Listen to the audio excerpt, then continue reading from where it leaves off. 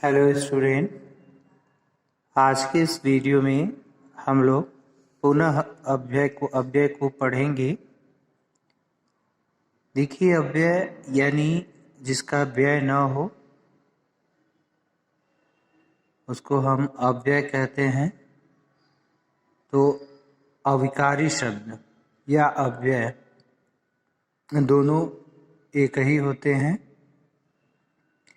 यानी जिन शब्दों का रूप किन्हीं भी परिस्थितियों में नहीं बदलता वही शब्द अव्यय या अविकारी कहलाते हैं।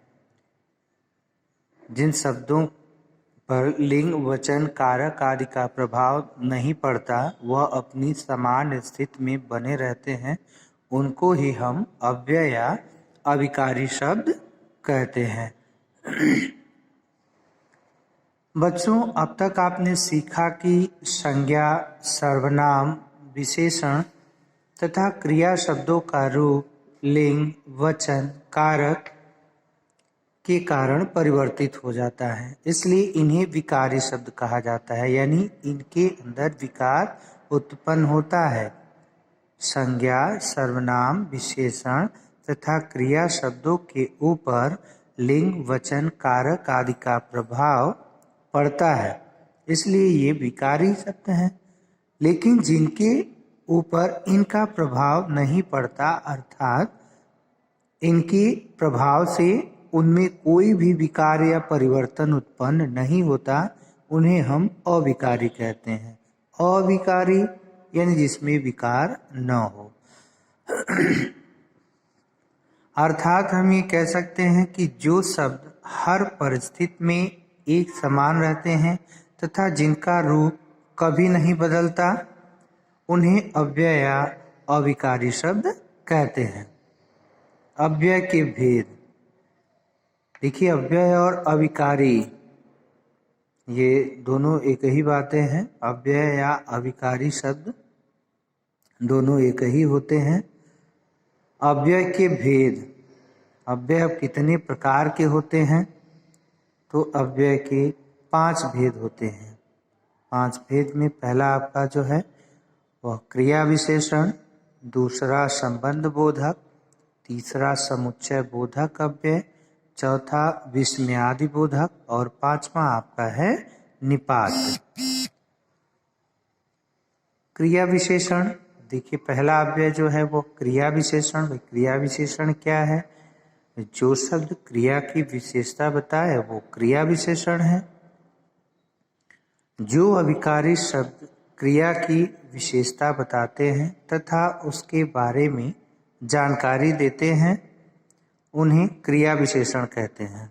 जैसे आज वर्षा बहुत हुई, एकाएक बिजली चली गई, सौम्या बाहर खड़ी है, मीना प्रतिदिन संगीत का रियाज करती है। तो देखिए, इसमें जो रंगीन शब्द हैं बहुत, एकाएक, बाहर, प्रतिदिन, यानी ये क्रिया के होने के तरीकों को बता रहे हैं। एक क्रिया कैसे हुई, कितनी मात्रा में हुई, कहाँ पर हुई, ठीक है, कब हुई। तो बहुत, एकाएक, बाहर, प्रतिदिन ये क्रिया विशेषण शब्द हैं। इन वाक्यों में रंगीन शब्द ये बता रहे हैं कि क्रिया कितनी, कैसे, कहाँ और कब हुई। ऐसे शब्द क्रिया विशेषण कहलाते हैं। देखिए, क्रिया विशेषण की 4 भेद हैं। 4 भेद हैं क्रिया विशेषण के, जिसमें पहला आपका है रीतिवाचक क्रिया विशेषण, दूसरा कालवाचक क्रिया विशेषण, तीसरा स्थानवाचक क्रिया विशेषण और चौथा आपका है परिमाणवाचक क्रिया विशेषण। रीतिवाचक क्रिया विशेषण, रीतिवाचक यानी इसमें जो है तौर तरीका, मैनर, क्रिया के होने के तरीकों को जो बताता है कि क्रिया कैसे हुई, यानी जो अव्यय शब्द क्रिया के बारे में बताए और क्रिया के होने के तरीकों को बताए कि क्रिया कैसे हुई, उसको हम रीतिवाचक क्रिया विशेषण शब्द कहते हैं।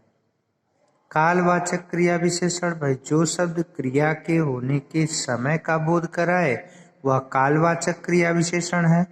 स्थानवाचक क्रिया विशेषण, भाई जो शब्द क्रिया के होने के स्थान का बोध कराए कि क्रिया किस स्थान पर संपन्न हुई, तो उसको हम स्थानवाचक क्रिया विशेषण शब्द कहते हैं। परिमाणवाचक क्रिया विशेषण, अब परिमाण, परिमाण का अर्थ क्या है? मात्रा, यानी कितना या कितनी।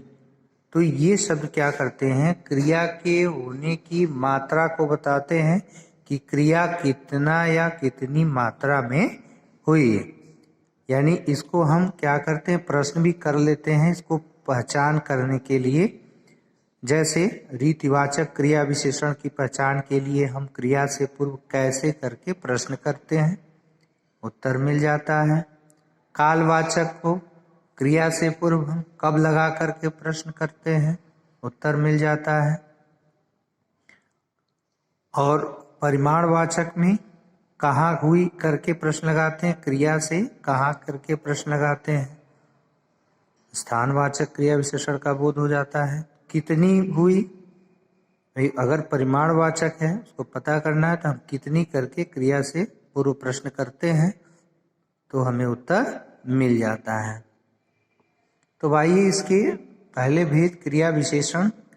क्रिया विशेषण के चार उपभेद जो हैं, रीतिवाचक क्रिया विशेषण, कालवाचक क्रिया विशेषण, स्थानवाचक क्रिया विशेषण, परिमाणवाचक क्रिया विशेषण, इनके बारे में पहले हम जानते हैं विस्तार से। रीतिवाचक क्रिया विशेषण, जो क्रिया विशेषण क्रिया के होने का ढंग या रीति बताते हैं उन्हें रीतिवाचक क्रिया विशेषण कहते हैं। जैसे सबसे मीठा बोलो, खरगोश तेज दौड़ता है, काम में जल्दीबाजी मत करो, छात्रों ने अपना काम झटपट कर लिया। इसमें मीठा, तेज, जल्दीबाजी और झटपट, ये शब्द क्या है? कह रहे हैं कि इन वाक्यों में मीठा, तेज, जल्दीबाजी तथा झटपट शब्द क्रिया के होने का ढंग बता रहे हैं। ढंग यानी तरीका, मैनर, कैसे क्रिया हुई है। अतः ये रीतिवाचक क्रिया विशेषण है। रीतिवाचक क्रिया विशेषण शब्दों को पहचानने के लिए कैसे का प्रश्न किया जाता है। जैसा कि मैंने अभी पहले ही बताया आपको कैसे करके हम प्रश्न करते हैं।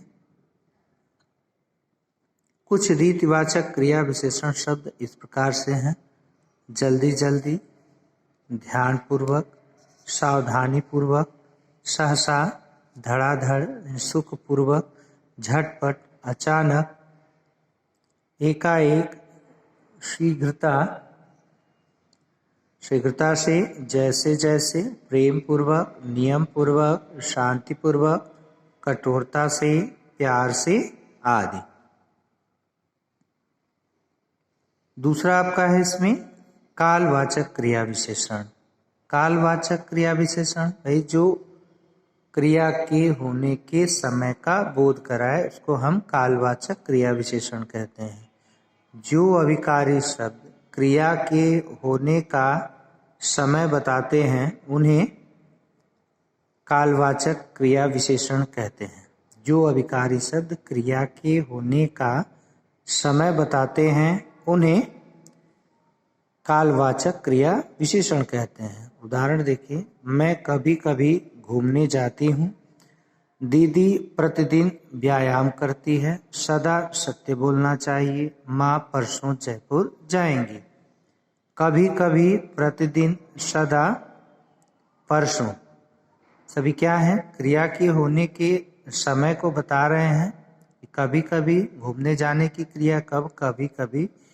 दीदी प्रतिदिन व्यायाम करती है, कब करती है? प्रतिदिन करती है। कब सत्य बोलना चाहिए? सदा सत्य बोलना चाहिए। माँ कब जयपुर जाएंगी? तो परसों जयपुर जाएंगी। यानी हम क्रिया से पूर्व कब करके प्रश्न करते हैं, उत्तर मिल जाता है हमको, वो कालवाचक क्रिया विशेषण शब्द होता है। इन वाक्यों में कभी कभी प्रतिदिन, सदा तथा परसों शब्द क्रिया के काल की विशेषता बता रहे हैं, अतः ये कालवाचक क्रिया विशेषण है। कालवाचक क्रिया विशेषण शब्दों को पहचानने के लिए क्रिया से पूर्व कब का प्रश्न किया जाता है। कुछ कालवाचक क्रिया विशेषण शब्द इस प्रकार हैं: आज, कल, परसों, अभी, अब तक, जब, कभी, बाद में, पहले, रोज, हमेशा, सर्वदा, प्रायः, अक्सर, तुरंत, प्रातः आदि। तीसरा देखें, स्थानवाचक क्रिया विशेषण। स्थानवाचक क्रिया विशेषण वह जो क्रिया के होने के स्थान का बोध कराए। जो अविकारी शब्द क्रिया के होने के स्थान की जानकारी देते हैं उन्हें स्थानवाचक क्रिया विशेषण कहते हैं। जिधर देखो उधर लोग ही लोग हैं। कचरा इधर उधर मत फेंको। बहुत से लोग बाहर खड़े थे, बंदर ऊपर बैठा है। तो यहाँ जिधर उधर, इधर उधर, बाहर, ऊपर, ये सभी स्थान का बोध करा रहे हैं क्रिया के होने की। तो ये स्थानवाचक क्रिया विशेषण शब्द हैं। पिछले पृष्ठ पर दिए वाक्यों में जिधर उधर, इधर उधर, बाहर, ऊपर क्रिया के होने के स्थान का बोध करा रहे हैं। ये स्थानवाचक क्रिया विशेषण हैं। स्थानवाचक क्रिया विशेषण शब्दों को पहचानने के लिए कहाँ का प्रश्न किया जाता है। कहाँ करके हम प्रश्न करते हैं, उत्तर हमें मिल जाता है। जब क्रिया से पूर्व प्रश्न करेंगे कहाँ करके तो हमको उत्तर मिल जाएगा। स्थानवाचक क्रिया विशेषण शब्द का पता चल जाएगा। कुछ स्थानवाचक क्रिया विशेषण शब्द इस प्रकार हैं: यहाँ, वहाँ, इधर उधर, जिधर, आगे पीछे, दाएं बाएं, अंदर बाहर, दूर पास, ऊपर नीचे, आसपास, सर्वत्र आदि। यानी इन शब्दों से स्थान का बोध हो रहा है। कहाँ? यहाँ। कहाँ? वहाँ। चौथा आपका है परिमाणवाचक क्रिया विशेषण। परिमाण यानी मात्रा, कितना हुई, यानी क्रिया। जो अविकारी शब्द क्रिया की मात्रा या परिमाण बताते हैं उन्हें परिमाणवाचक क्रिया विशेषण शब्द कहते हैं। उदाहरण देखें: ज़्यादा मत बोलो, रात में कम खाना चाहिए, जितना परिश्रम किया उतना फल मिला, आज मैं कम चला। तो यहाँ पर ज़्यादा, कम, जितना, उतना, कम, ज़्यादा, कम, जितना, उतना तथा कम शब्दों से क्रिया की मात्रा का बोध होता है, अतः ये परिमाणवाचक क्रिया विशेषण है। कुछ परिमाणवाचक क्रिया विशेषण शब्द इस प्रकार हैं: बहुत, कम, ज़्यादा, थोड़ा, अधिक, अत्यधिक, खूब, पर्याप्त, केवल, जरा सा, लगभग आदि। परिमाणवाचक क्रिया विशेषण को पहचानने के लिए कितना या कितनी का प्रश्न किया जाता है। अब देखिए क्रिया विशेषण और विशेषण में अंतर। क्रिया विशेषण जो शब्द क्रिया की विशेषता बताए वो क्रिया विशेषण है, और जो शब्द संज्ञा या सर्वनाम की विशेषता बताए वह विशेषण है। क्रिया विशेषण क्रिया की विशेषता बताते हैं, जबकि विशेषण संज्ञा और सर्वनाम की विशेषता बताते हैं। जैसे देखिए यहाँ पर यह अच्छा लड़का है, यह विशेषण है क्योंकि लड़का अच्छा है, लड़के के बारे में यहाँ कहा जा रहा है। यह लड़का अच्छा खेलता है, यहाँ खेल के बारे में अच्छा कहा जा रहा है। तो यह जो है यह क्रिया विशेषण हो गया, क्योंकि यह खेलने की क्रिया हो रही है, उसके बारे में बताया जा रहा है। कैसा? तो अच्छा। अब नेक्स्ट आपका जो है संबंध बोधक है दूसरा। इसको हम लोग अब नेक्स्ट वीडियो में पढ़ेंगे। अब आज के लिए इतना ही।